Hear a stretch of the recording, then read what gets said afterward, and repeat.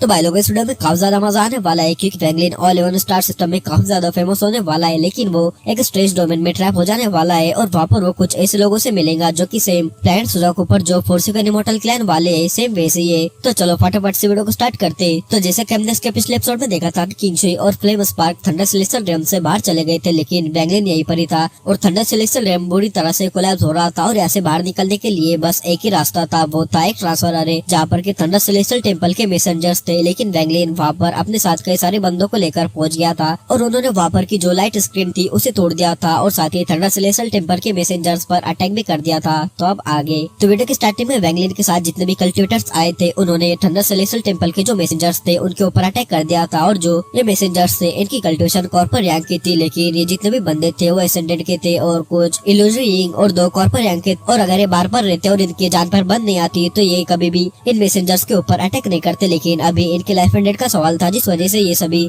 उन मैसेंजर्स के ऊपर अटैक कर दिए थे। लेकिन ये जो मैसेंजर्स थे उनके लिए एसेंडेंट कल्टिवेटर कुछ भी नहीं थे, लेकिन इनमें कुछ इल्यूजनरी रिंग और 2 कॉर्पर रैंक के थे और साथ ही वैंगलिन भी था जिसके अंदर से की एक एसी ओरा बाहर आ रही थी जो कि इन सभी मैसेंजर्स को डराने के लिए काफी थी, क्योंकि एसी ओरा किसी के बॉडी में से तभी बाहर निकलती है जब उसने अपने सेम लेवल के कल्टिवेटर्स को काफी बार मारा हो। और इन लोगों की यहाँ पर काफी ज्यादा खतरनाक फाइट स्टार्ट हो गई थी और वैंगलिन का जो ग्रुप था उसने 3-4 ग्रुप्स बना दिया था और एक मैसेंजर्स के ऊपर अटैक कर दिया था। लेकिन एक जो मैसेंजर था वो एसेंडेंट कल्टिवेटर जो भी थे उन्हें बहुत बुरी तरह से मारता है, लेकिन एक एसेंडेंट कल्टिवेटर सीधा अपने मुंह से उसके हाथ को पकड़ लेता है, यानी कि उसकी बॉडी पूरी तरह से खत्म हो गई थी, ओरिजिनल सोल भी पूरी तरह से खत्म हो गई थी, लेकिन उसने अपने मुंह से इस मैसेंजर के हाथ को चाबा डाला था। और ये देखकर वो मैसेंजर काफी ज्यादा शॉक रह गया था क्योंकि उसने कभी भी कल्टिवेटर्स को इतना पागल होता हुआ नहीं देखा था और इसे देखकर वो काफी ज्यादा शॉक रह गया था और वो अंदर ही अंदर से डर गया था। लेकिन यहाँ पर जितने भी कल्टिवेटर्स थे सेम वैसे ही थे और उनकी आंखें रेड हो गई थी, वो बस सर्वे करना चाहते थे। और वैंगलिन भी जब इन्हें ऐसा देखता है तो वो भी एक टाइम के लिए शॉक रह जाता है, लेकिन वो जानता है कि कोई भी बंदा अपनी लाइफ को बचाने के लिए कुछ भी कर सकता है, क्योंकि वैंगलिन पहले से ही लाइफ एंड डेथ डोमेन को प्रैक्टिस करता था तो उसे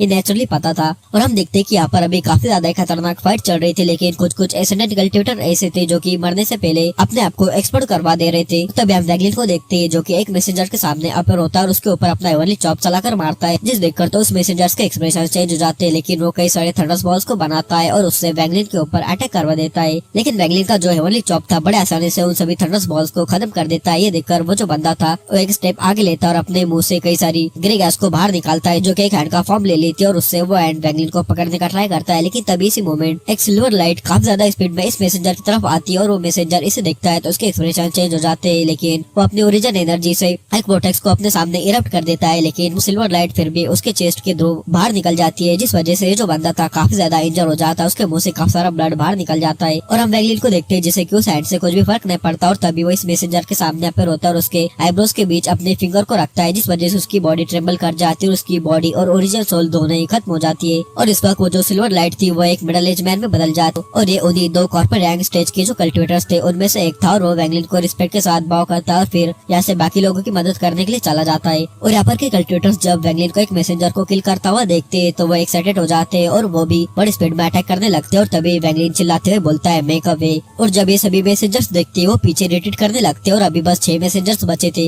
लेकिन तभी वो सिल्वर लाइट एक रिट्रीटिंग मैसेंजर्स के ऊपर अटैक कर देती है और उसकी बॉडी को पियर्स कर देती है, जिस वजह से उसके बॉडी से ब्लड बाहर निकलता है। लेकिन उसे गुस्सा आ जाता है और वो चिल्लाता है सोल चेज और उसके बोलते के साथ ही हवा में जो उसका ब्लड मौजूद था वो एक शॉर्ट का फॉर्म ले लेता है और बड़ी स्पीड में वो जो सिल्वर लाइट वाला बंदा था उसके ऊपर अटैक कर देता है। लेकिन वैंगलिन जब इसे देखता है तो वैंगलिन तुरंत उस शॉर्ट को पकड़ लेता है और अपने हाथ से उसे पूरी तरह से क्रश कर देता है और चिल्लाता है मेक अ वे, रास्ता छोड़ो। और सभी लोग यही चिल्लाने लगते हैं और सभी लोगों की आवाज मिलकर एक इस तरह की इको बन जाती है जो कि सामने वाले बंदे कभी भूल ही नहीं सकते थे। उनके सामने का जो नजारा था वो अलग ही था, सभी लोग अपनी जान बचाने के लिए चिल्ला रहे थे और बोल रहे थे मेक अ वे। और इवन अगर यहाँ पर एक निर्वाणा स्कायर का भी बंदा रहता तो वो भी एक टाइम के लिए शॉक रह जाता और जिंगकोंगली भी ये सीन को ट्रांसफर के अंदर से देख रहा था और वो भी काफी ज्यादा शॉक था। लेकिन ये जितने भी मैसेंजर्स थे अब बुरी तरह से डर गए थे और पीछे भागे जा रहे थे और वैंगलिन के साइड के जितने भी कल्टिवेटर्स थे उनकी आइस रेड हो गई थी और वो बड़ी स्पीड में आगे जाने लगते हैं। लेकिन ये जो 6 मैसेंजर्स थे उनमें से एक घबराते हुए बोलने लगता है ओपन दी फॉर्मेशन ताकि हम यहाँ से लीव कर सके, ये सभी लोग मैड हो चुकी है। और तभी इनमें से 3 मैसेंजर्स यहाँ पर इनसे फाइट करने के लिए रुक जाते और 3 मैसेंजर्स पीछे वो जो ट्रांसफर अरे था उसे एक्टिवेट करने के लिए एक सील बनाने लगते। तो ये देखकर वैंगलिन और वैंगलिन के साइड के जितने भी कल्टिवेटर्स थे वो आगे चार्ज करते, लेकिन तभी ये देखकर वो जो मैसेंजर्स थे जो कि 3 सामने खड़े हुए थे उनमें से एक अपने ओरिजिन ब्लड को बाहर निकालता और साथ ही गोल्डन लॉक को भी बाहर निकालता और बोलता है lock the origin, seal the origin soul. और उसके बोलते के साथ ही यहाँ पर काफी सारे गोल्डन चेस अपर होते हैं जो कि गोल्डन स्पेक्स में स्कैटर हो जाते और सभी कल्टिवेटर्स के ऊपर अटैक कर देते। यानी कि ये जो बंदा था इन सभी कल्टिवेटर्स को सील कर देना चाहता था, लेकिन वैंगलिन ने देखकर अपने राइट हैंड को उठाता है और कोल्ड विंड स्काई की तरफ फॉर्म होने लगते हैं और उनमें से ड्रैगन्स बनते हैं। यानी कि वैंगलिन ने यहाँ पर अपना जो कोल्ड विंड अटैक था उसे यूज किया था और कोल्ड विंड अटैक जैसे यहाँ पर यूज होता है ये जितने भी गोल्डन स्पेक्स थे वो हवा में डिसअपीयर हो जाते हैं और कल्टिवेटर्स तक पहुंच भी नहीं पाते।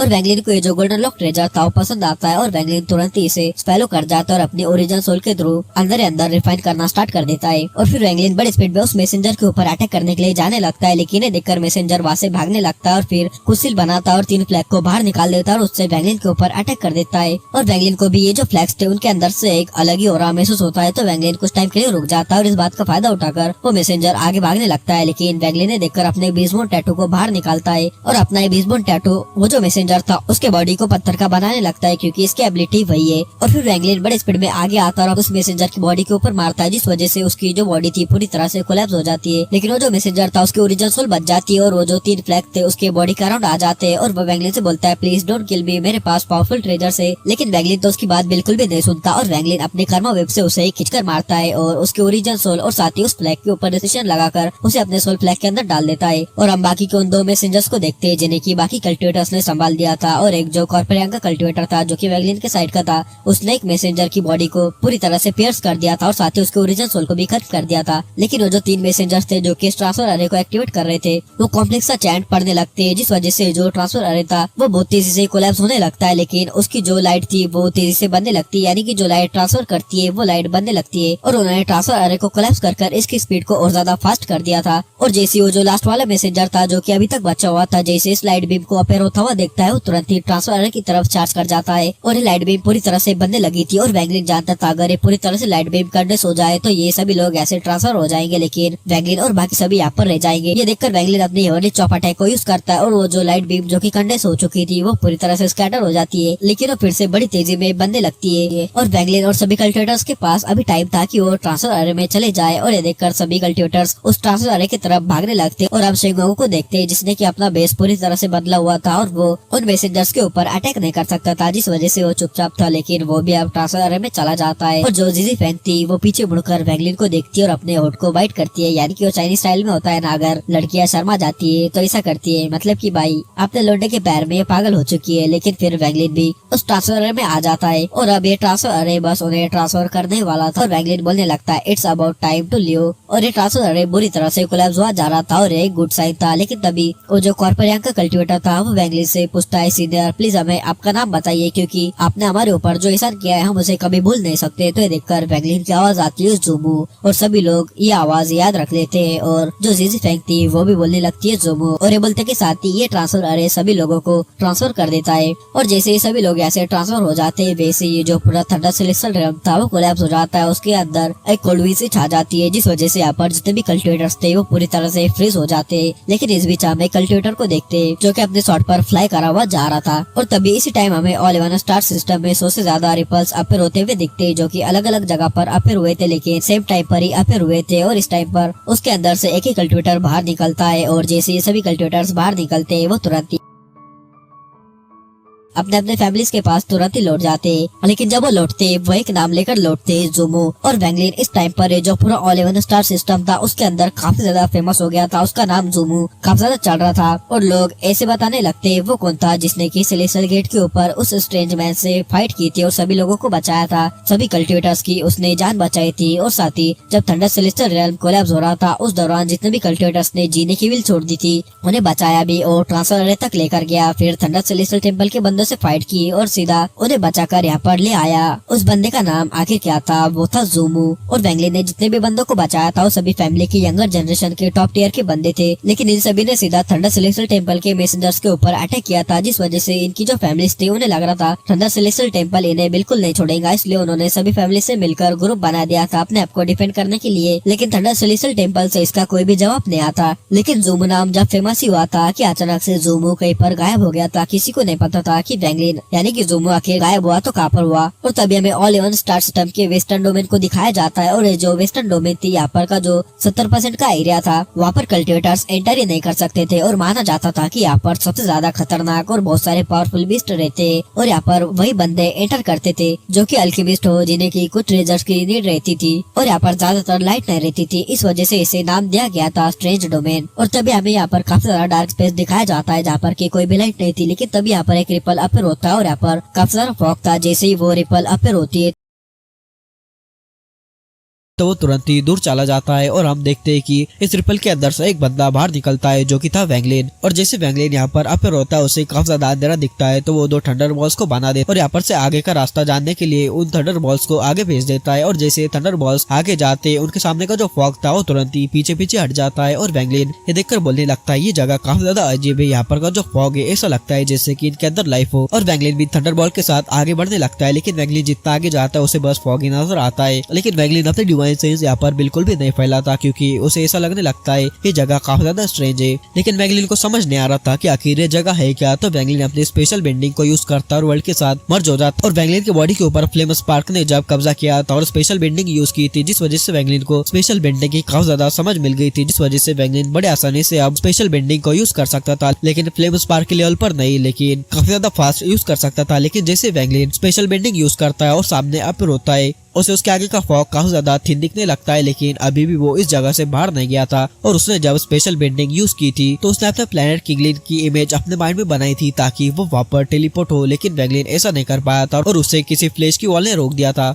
और तभी वैंगलिन अपने आगे देखता है और 300 फीट के दूरी पर उसे सच में एक फ्लैश की वॉल दिखती है जो कि काफी ज्यादा बड़ी थी, और वैंगलिन को समझ नहीं आता आखिर ये जगह है तो है क्या। और ये जो फ्लैश था ये जिंदा लग रहा था, जैसे के अंदर वेंस रहती है जिनमें की जान रहती है, सेम वैसा ही। तो वैंगलिन ने देखकर ऊपर फ्लाई कर जाने लगता है, लेकिन वैंगलिन जितना ज्यादा ऊपर जाता है वैंगलिन को उतना ज्यादा फ्लैश नजर आने लगता है। बिल्कुल भी ये जो दीवार थी वो कभी नहीं हो रही थी, ऐसा लग रहा था जैसे ऊपर की जगह एंडलेस हो। और वैंगलिन जब ऊपर जाता है तो उसे काफी सारे ब्लैक रिफ्ट दिखते, लेकिन वैंगलिन उसे अवॉइड करता है और ऊपर जाने लगता है, लेकिन फिर भी वैंगलिन को कुछ नहीं मिलता। तो वैंगलिन उनमें से एक ब्लैक रिफ्ट के अंदर घुस जाता है और उसके थ्रू बड़ी स्पीड में आगे जाने लगता है। और ये किसी तरह का एक टनल था, लेकिन जैसे जैसे वैंगलिन आगे जाने लगता है पीछे का टनल कोलैप्स होने लगता है, लेकिन फाइनली वैंगलिन इस टनल से बाहर अपेयर हो जाता है। और वैंगलिन जैसे इस टनल के बाहर आता है वैंगलिन देखता है अपने सामने एक फ्लोटिंग कॉन्टिनेंट। लेकिन रुको, मुझे याद आया, एक बंदा कमेंट में मुझसे बोला था कि भाई एक चैनल है जो कि आपको चेस करे जा रहा है और एक्सप्लेनेशन के मामले में बस आपसे आगे जाना चाहता है,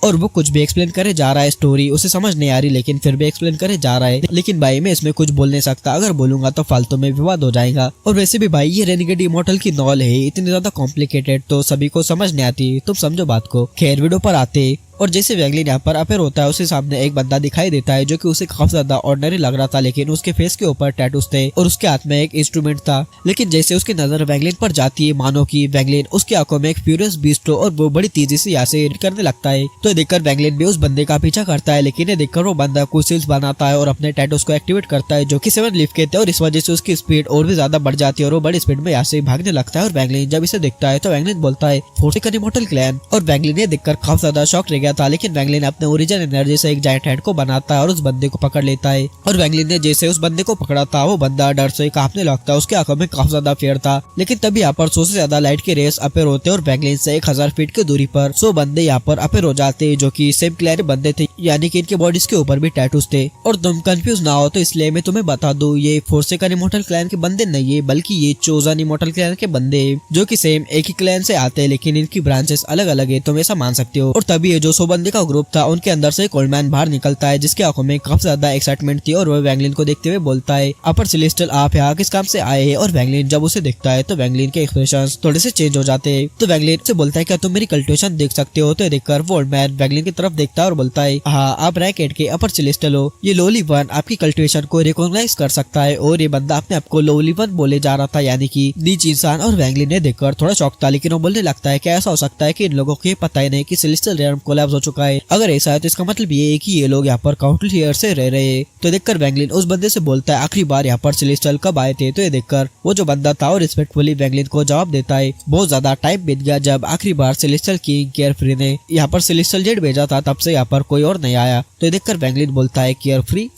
और ये जो ओल्ड मैन था बार बार वैंगलिन के हाथ के ऊपर जो बीस्ट बोर्ड टैटू था उसे देखे जा रहा था। तो वैंगलिन उससे बोलता है, क्या तुम इसे जानते हो? तो देखकर वो बोलने लगता है, हाँ ये सेलेस्टियल किंग केयरफ्री का ट्रेजर है, विदरदाव पेयर, और जब ये आपके पास है तो जरूर आप सेलेस्टियल किंग केयरफ्री के कोई करीबी इंसान होंगे। क्या आप यहाँ पर मिस्टीरियस जीत फर्नेस के लिए आए हैं? लेकिन फिर ओल्ड मैन बोलता है, मैं कुछ ज्यादा ही बोल रहा हूँ, चलो आप पहले हमारे साथ हमारे प्लेस पर चलो। तो देखकर वैंगलिन भी उसका पीछा करने लगता है और ऐसे ये लोग इस जगह के सेंटर में आ जाते हैं और वैंगलिन को यहाँ पर कई सारे बिल्डिंग्स दिखते हैं जिसके अंदर से एंशिएंट और आ रहा था। और वैंगलिन ये भी सेंस कर सकता था कि यहाँ पर रिस्ट्रिक्शंस भी है और वैंगलिन की रिस्ट्रिक्शन की जो अंडरस्टैंडिंग थी वो लियोन की वजह से काफी ज्यादा पावरफुल हो चुकी थी। तो देखकर वो जो ओल्ड मैन था वो वैंगलिन से बोलता है, अपर सेलेस्टियल ये अरे को सेलेस्टियल किंग ने पर्सनली यहाँ पर प्लेस किया है ताकि हमारे क्लैन को फॉग बीस्ट के अटैक से प्रोटेक्ट किया जा सके। लेकिन वैंगलिन इसके ऊपर कुछ नहीं बोलता और अपने मन ही मन सोचने लगता है, master carefree, chosen immortal clan और ये मिस्टीरियस इनफर्नेस, आखिर ये जगह है क्या? और ये जो जगह था यहाँ पर ये सभी लोग रहते थे। तो यहाँ पर जो बूढ़े बच्चे वगैरह थे वो सभी अपने अपने घरों से बाहर आ जाते और वैंगलिन को देखने लगते और खास कर जो बच्चे थे उनकी आंखों में डर था और वैंगलिन को देख रहे थे। और तभी ये बंदा जहाँ पर की ओर रहता था, यानी कि उसकी फैमिली रहती थी, वैंगलिन को वहाँ पर लेकर जाता है। लेकिन वैंगलिन उसके घर के अंदर नहीं जाता। तो देखकर उस बंदे को लगता है कि वैंगलिन को अभी भी इनके ऊपर पूरा भरोसा नहीं है। और वैंगलिन यहाँ पर ये देख पाता है कि यहाँ पर जितने भी बंदे हैं वो जब भी वैंगलिन को देखते उसकी आंखों में एक अलग सा ही फेयर था, जिससे कि वैंगलिन उनकी आंखों में एक बहुत ही ज्यादा खतरनाक बीस्ट हो। तो वैंगलिन ने देखकर उस ओल्ड मैन से पूछता है, जब ये लोग मुझे देख रहे हैं तो उनकी आंखों में फेयर क्यों है? तो देखकर ओल्ड मैन वैंगलिन से बोलता है, सेलेस्टियल रियल्म से किसी को आए बहुत ज्यादा टाइम हो गया है और ऐसा लगता है जैसे कि सेलेस्टियल किंग ने हमें अबेंडन कर दिया हो और मैं यहाँ पर सबसे ओल्डेस्ट पर्सन हूँ, लेकिन मैंने भी आज तक सेलेस्टियल कभी नहीं देखा और बस मैं आपको आज यहाँ पर देख पा रहा हूँ। अगर मेरे चोजन इमॉर्टल क्लैन में छोटे हुए रिकॉर्ड्स नहीं रहे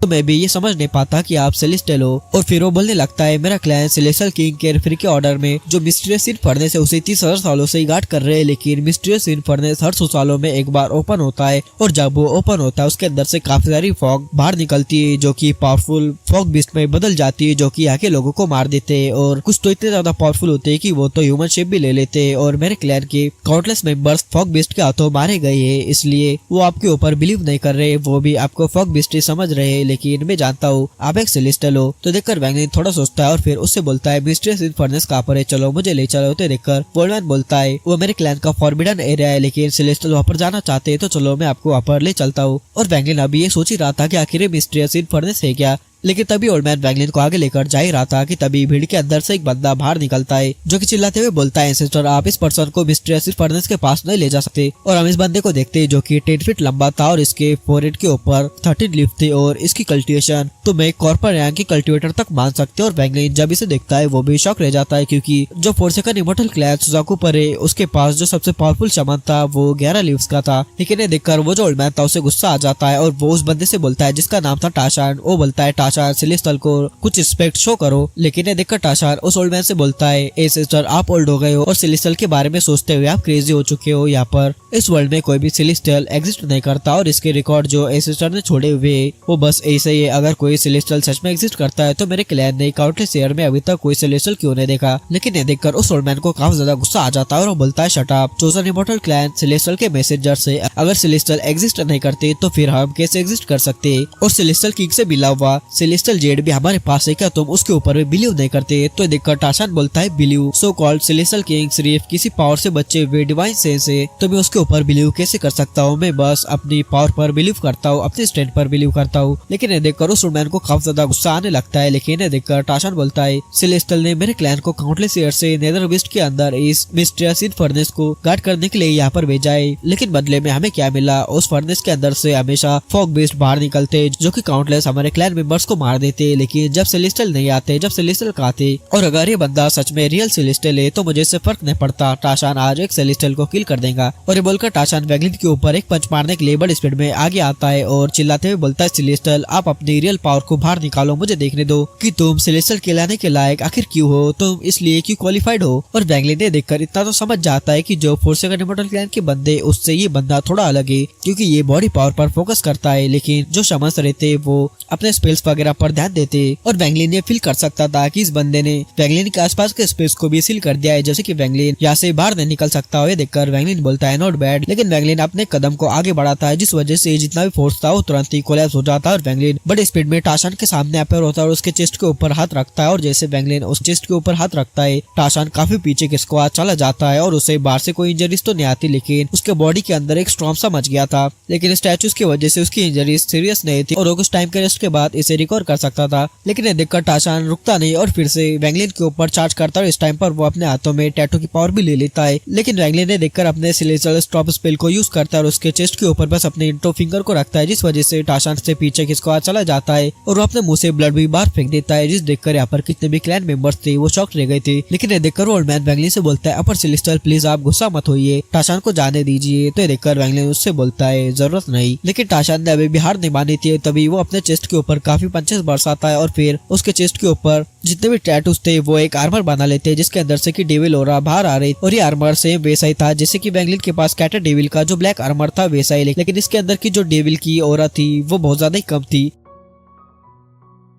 लेकिन वो जो ओल्ड मैन था वो देखकर शॉक रह गया था और बोलता है,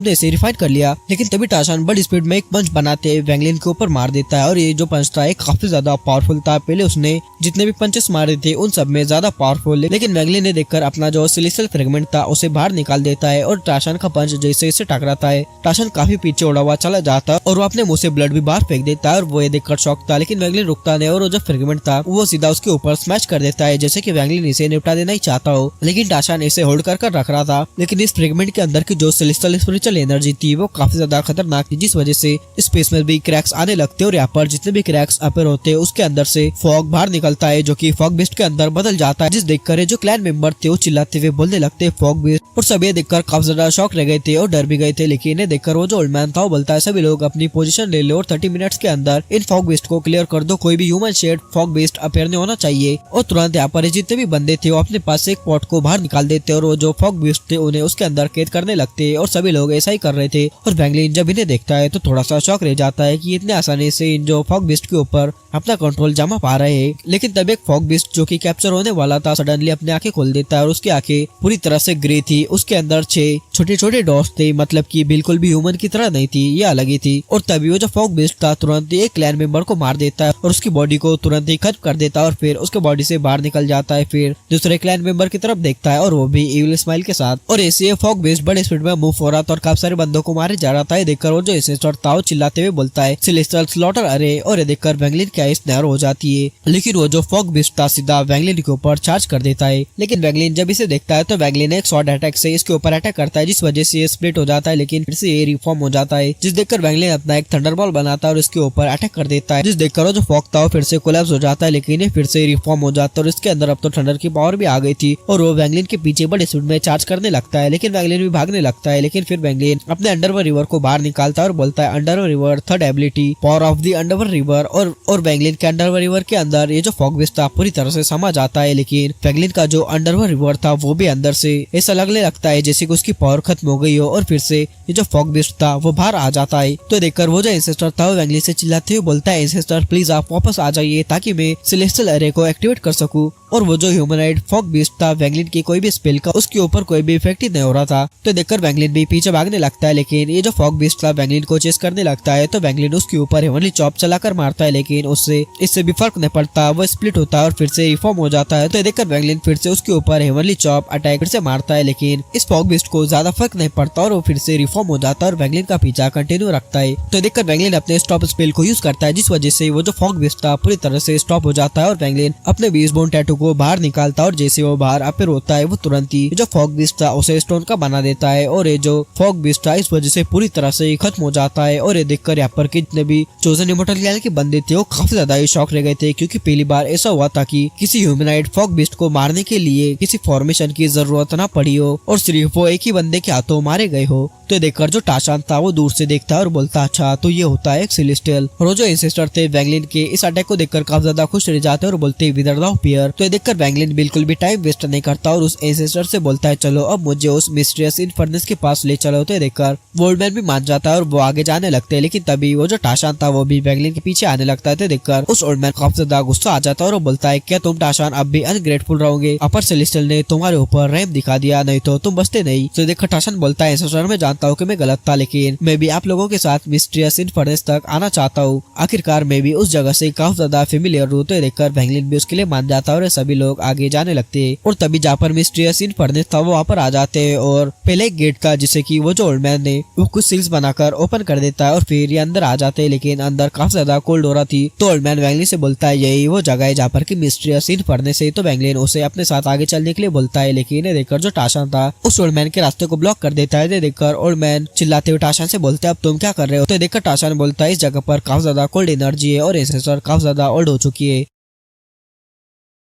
तो इसलिए सेलेस्टियल मुझे रास्ता लीड करने दीजिए। तो देखकर जो एंसेस्टर था वो चिल्लाते हुए टाशान से बोलता है तुम्हें क्या लगता है कि मैं इतना ज्यादा वीक हूँ जो कि इस कोल्ड एनर्जी से डर जाऊंगा? लेकिन इन्हें देखकर वैंगलिन उससे बोलता है ठीक है तुम चलो। तो फिर ये दोनों अंदर जाने लगते हैं और इस जगह के अंदर जाने के लिए जैसे कि नीचे सीढ़ियां हो और ये फाइनली बॉटम तक पहुंच जाते और फिर हमें दिखाया जाता है वो मिस्टीरियस इनफर्नेस जिसके ऊपर के कुछ टैटूज थे जो कि ग्लो कर रहे थे और उसके ऊपर ब्लैक फॉग था, लेकिन कोई रिस्ट्रिक्शन था जिस वजह से वो बाहर नहीं आ सकता था। और इस फर्नेस चारों तरफ 9 स्कल्स मौजूद थे जो कि कोई बीस्ट के स्कल्स नहीं बल्कि ह्यूमंस के स्कल्स थे और उनके आईब्रोज के बीच बहुत सारे कॉम्प्लेक्स टैटूज बने हुए थे। तो देखकर वैंगलिन अपने डिवाइसेस को इस मिस्टीरियस इनफर्नेस के अंदर भेजता है, लेकिन जैसे वैंगलिन इस मिस्टीरियस इनफर्नेस के अंदर अपने डिवाइसेस भेजता है वैसे ही एक काफी ज्यादा खतरनाक वुमन की चिल्लाने की आवाज आती है फुल किलिंग इंटेंट से भरी हुई। और जैसे वैंगलिन ये सुनता है उसकी डिवाइसेस तुरंत ही कोलैप्स हो जाती है और वैंगलिन पीछे रिट कर जाता है, उसका फेस पेल पड़ चुका था। और ये देखकर वैंगलिन टाशान से बोलता है मैं यहाँ पर कुछ देर रहना चाहूंगा, तुम ऐसे जा सकते हो। देखकर टाशान की आंखों में कंफ्यूजन था, वो वैंगलिन से पूछता है क्या आप सच में एक सेलेस्टियल है? तो देखकर वैंगलिन कुछ भी नहीं बोलता और टाशान की तरफ देखने लगता है। तो देखकर टाशान स्माइल करते हुए वैंगलिन से बोलता है मैं जब अपने चाइल्डहुड में था तो अक्सर एल्डर से सुनता था कि हमें सेलेस्टियल द्वारा चूज किया गया है और हमें अपनी पूरी लाइफ को सेलेस्टियल को सर्व करने में स्पेंड करनी है और यही हमारे क्लैन का हॉनर है। लेकिन मैं जैसे जैसे बड़ा हुआ तो मैंने डिस्कवर किया कि टेम्पल के अंदर सिर्फ एक सेलेस्टियल जेड है और उसके अलावा कुछ भी नहीं और आज तक कोई भी सेलेस्टियल मैंने देखा नहीं। और फिर हर 100 सालों के अंदर से मिस्टीरियस इनफर्नेस के अंदर से कुछ फॉग बाहर निकलते हैं जो कि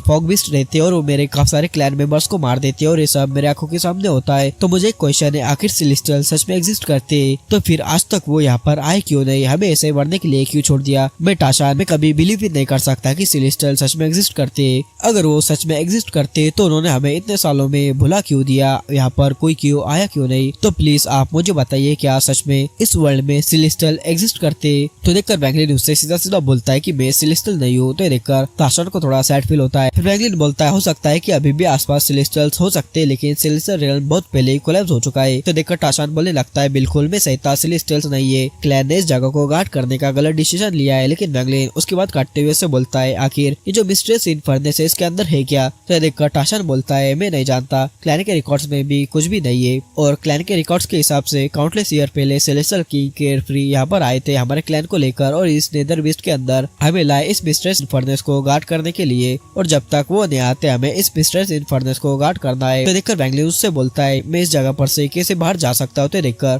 टाशान बोलता है ये जगह काफी अलग है, यहाँ पर से बाहर जाने का कोई भी रास्ता नहीं है। मैंने भी काफी बार ट्राई किया यहाँ से बाहर निकलने का लेकिन मेरे सामने वो फ्लैश की वॉल आ जाती है और मैं जितना ऊपर जाता हूँ वो कभी खत्म नहीं होती, बस ऊपर भी फ्लैश दिखता है, आसमान के ऊपर भी फ्लैश है। तो देखकर वैंगलिन उससे बोलता है उस सेलेस्टियल जेट के अंदर क्या था? तो देखकर टाशान बोलता है मैं वो देख नहीं पाया और हमारे जितने भी क्लास मेंबर है आज तक कोई भी उस सेलेस्टियल जेट के अंदर क्या है कोई भी देख नहीं पाया। तो देखकर वैंगलिन फिर से अपने डिवाइसेस को इस मिस्टीरियस इनफर्नेस के अंदर भेजता है लेकिन फिर से वैंगलिन को वही किलिंग इंटेंट वाली वुमन की वॉइस आती है जिस वजह से वैंगलिन की डिवाइसेस फिर से पेनिट्रेट हो जाती है। लेकिन ये देखकर इस बार वैंगलिन रुकता नहीं और सीधा जो मिस्टीरियस इनफर्नेस है उसके सामने आ जाता है और अपने थंडर के बॉल्स बनाकर इस मिस्टीरियस फर्नेस के अंदर डाल देता है और फिर चिल्लाता है एक्सप्लोड और वैंगलिन के बोलते के साथ ही वो थंडर बॉल्स अंदर एक्सप्लोड हो जाते और वैंगलिन अंदर देखता था कि वहाँ पर एक छोटा सा ट्रांसफर अरे है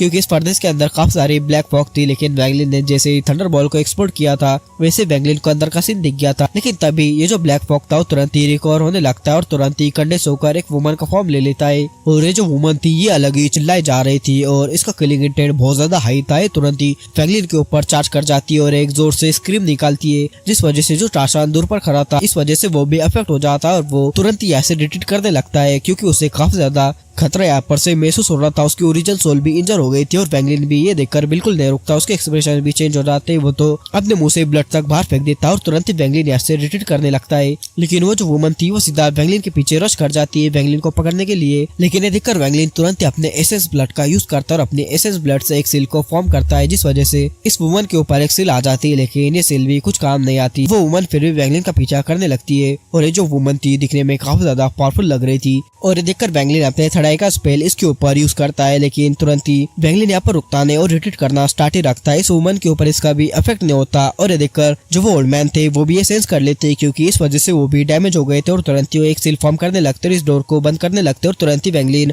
और टाशान इस डोर के अंदर से बाहर निकल जाते। लेकिन वो जो वुमन थी वो भी बाहर निकलने लगती। लेकिन वैंगलिन अपने सिलिसल ब्रश को बाहर निकालता और उससे 6 स्ट्रोक को बनाता और सीधा इस वुमन की तरफ चलाकर मारता है, जिस वजह से ये जो वुमन थी वो डोर के अंदर ही ब्लॉक हो जाती है और ये डोर पूरी तरह से बंद हो जाता है। और वैंगलिन तो देखकर काफी ज्यादा शॉक था। लेकिन टाशान के तो क्या कहने, वो तो खतरनाक ही शॉक था, वो काफी डर चुका था और वो बोले लगता है आखिर ठीक है। तो देखकर वो जो एंसेस्टर थे वो कॉम्प्लेक्स एक्सप्रेशन के साथ बोलते ये मिस्टीरियस इन फर्नेस की स्पिरिट है। लेकिन तभी वैंगलिन के एक्सप्रेशन ये देखकर ग्लूमी हो जाते हो, तुरंत ही यहाँ पर नीचे बैठ जाता और इन दोनों से बोलता तुम दोनों यहाँ से चले जाओ और कोई भी यहाँ पर 1000 फीट के अंदर नहीं आएगा। ये देखकर वो दोनों यहाँ से चले जाते हैं और वैंगलिन इस टाइम पर काफी ज्यादा गहरी सोच में डूबा हुआ था। वो इस फर्नेस के बारे में सोच रहा था। लेकिन वो ये सोचने लगता है आखिर ये जगह इतनी ज्यादा सील्ड है तो वो यहाँ पर अपेयर हुआ तो हुआ कैसे। लेकिन फिर वैंगलिन बोलता है ये जगह काफी ज्यादा डेंजरस है लेकिन एक टाइम के लिए ये काफी ज्यादा सेफ भी है। और बोलते के साथ ही वैंगलिन अपने बैग ऑफ होल्डिंग के अंदर से एक चीज बाहर निकाल ले जो कि था third God slaying war chariot. और ये अभी का जो गॉड स्लेइंग वॉर चैरियट था ये बाकी दोनों से काफी ज्यादा स्ट्रॉन्ग था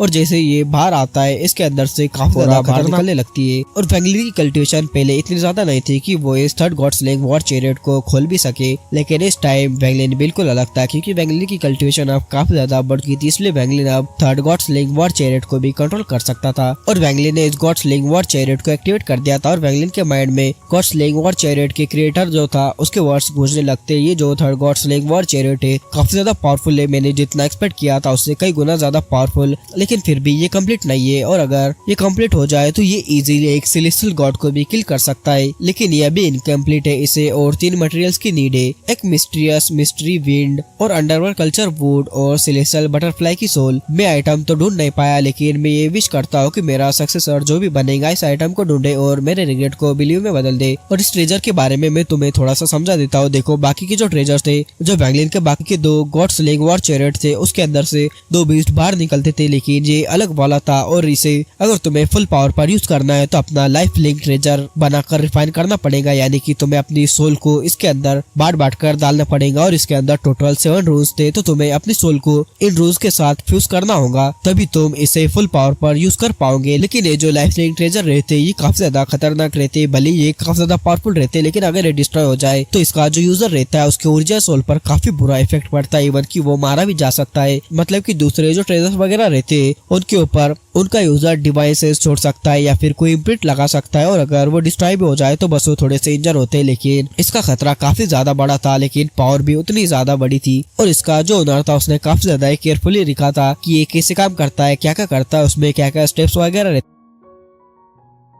यानी कि मैंने अभी जो तुम्हें बताया है सेम वही। तो वैंगलिन भी इसके बारे में सोचने लगता है और फिर उन 7 रूल्स को देखने लगता है जो कि गॉड स्लेइंग वॉर चैरियट के ऊपर लगे हुए थे। लेकिन तभी वैंगलिन अपने बैग ऑफ होल्डिंग के अंदर से मॉस्किटो बीस्ट को बाहर निकालता है और फिर जो थंडर टोड था उसे भी बाहर निकाल देता है। और मॉस्किटो बीस्ट जब बाहर आता है वो काफी ज्यादा एक्साइटेड था, लेकिन अपना थंडर टोड वो तो बाहर आते ही जमीन पर लेट जाता है और सो जाता है, उसे फर्क ही नहीं पड़ता था, वो बस आलसी था मेरी तरह। और साथ ही वैंगलिन सिलिसल शॉट को भी बाहर निकालता है और जैसे सिलिसल शॉट बाहर आती है उसके अंदर से जूली को बाहर निकल कर आता है, लेकिन वैंगलिन उससे बोलता है मैं एक ट्रेजर को रिफाइन करने जा रहा हूँ, तो किसी को भी 1000 फीट के अंदर मत आने देते देखकर जूलीगो भी इसके ऊपर नोट करने लगता है, लेकिन अपने चेस्ट के ऊपर वो ठोकते हुए ऐसा बोलने लगता है, मास्टर आप चिंता मत करिए, अगर कोई भी यहाँ पर आए तो उसे पहले मेरी डेड बॉडी के ऊपर से होकर गुजरना पड़ेगा। और ये ऐसे ही बड़ी बड़ी फेंकने लगता है, मास्टर आप चिंता मत करिए, मैं सबसे ज्यादा लॉयल हूँ, मुझसे लॉयल बंदा कोई भी नहीं। और ये ऐसा इसलिए बोले जा रहा था क्योंकि थंडर सेलेस्टियल रियल में जब वैंगलिन बुरी तरह से इंजर हो गया था, तो तब जूलीगो के पास यहाँ से भागकर जाने का मौका था, लेकिन वो भागकर नहीं गया था, इसलिए वैंगलिन को बताना चाहता था कि मैं कितना ज्यादा लॉयल हूँ, लेकिन वैंगलिन इसके बातों पर ध्यान नहीं देता और उसे आगे जाने के लिए बोलता है, तो वो भी आगे चला जाता है। और तभी वैंगलिन अपनी ओरिजिनल सोल को बाहर निकालता है, जो कि एंशिएंट थंडर ड्रैगन में बदल जाता, और तभी वैंगलिन की ओरिजिनल सोल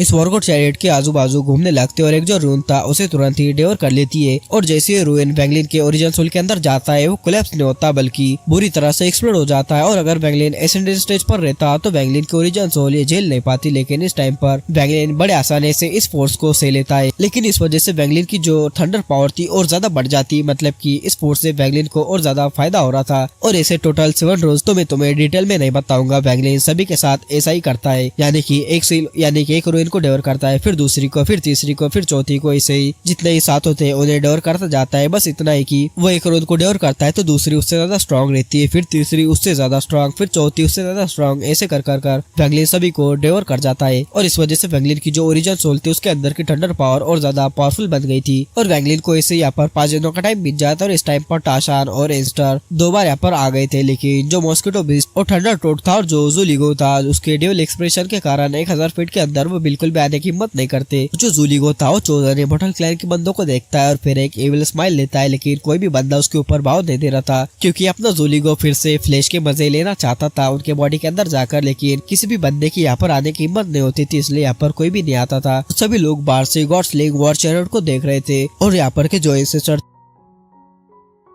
वो भी ये समझ नहीं पा रहे थे आखिर ये जो गॉड स्लेइंग वॉर चैरियट है आखिर है क्या। और अब वैंगलिन को देखते हैं जो कि अभी कल्टिवेशन में बैठा हुआ था और उसके ओरिजिनल सोल को रिकवर करे जा रहा था, क्योंकि इसके अंदर उसकी ओरिजिनल सोल थोड़ी सी डैमेज हो गई थी, लेकिन वैंगलिन पूरी तरह से उसे रिकवर कर लेता और उसकी ओरिजिनल सोल अब पहले से पावरफुल लग रही थी। और तभी वैंगलिन अपने आइस को ओपन करता है और अपने राइट हैंड को अपने फोरहेड के बीच टैप करते और अपने ओरिजिनल सोल को फिर से बाहर निकाल देता है। और फिर वैंगलिन गॉड स्लेइंग वॉर चैरियट की तरफ चला जाता है और जैसे वैंगलिन उसके 100 फीट की तरफ पहुंचता है, वैसे ही 1000 फीट का जो एरिया था उसके अंदर एक खतरनाक की आवाज बाहर निकलती, मतलब कि इसके अंदर का जो भी अब बीस्ट था बाहर निकलने वाला था और वैंगलिन को उससे फाइट करनी पड़ेगी। और वैंगलिन जब उस बीस्ट को डिफीट करेगा तभी वैंगलिन उसका मास्टर बन पाएगा और वो जो बीस्ट है वो काफी ज्यादा पावरफुल रहने वाला है। लेकिन वैंगलिन फाइनली अब यहाँ से बाहर भी निकलने वाला है, लेकिन वैंगलिन जैसे यहाँ से बाहर निकलेगा उसके ऊपर बहुत ज्यादा बड़ा खतरा आने वाला है, क्योंकि आधा जो 11 स्टार सिस्टम में वो वैंगलिन को मारने के लिए पीछे पड़ जाने वाला है। और वह कैसे पड़ेगा वो तो तुम्हें नेक्स्ट पार्ट में ही पता चलेगा। तो इसके नेक्स्ट पार्ट के लिए इस वीडियो पर तुम 1.5 के लाइक्स और 400 कमेंट्स कंप्लीट करवा दो, तो तुम्हें जल्द से जल्द वीडियो